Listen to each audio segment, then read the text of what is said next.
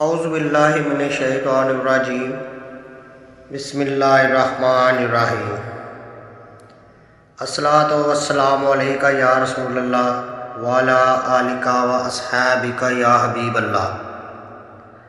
ناک کی نصیر پھوٹنے کا روحانی علاج۔ السلام علیکم محترم ناظرین کرام، آج کل ناک کی نصیر پھوٹنے کی بیماری عام ہے۔ یہ بیماری زیادہ تر بچوں میں پائی جاتی ہے۔ اس بیماری کا روحانی علاج کیا جا سکتا ہے۔ یہ ایک قرآنی وظیفہ ہے۔ اس کو کرنے سے آپ اس بیماری سے چھٹکارا پا سکتے ہیں۔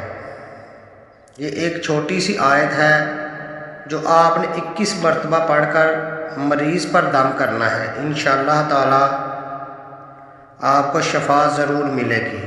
یہ عمل آپ نے 21 دن کرنا ہے، اور وہ یہ آیت سکرین پر ہے۔ اس کو آپ لکھ کر اپنے پاس رکھ لیں یا اس کو یاد کر لیں۔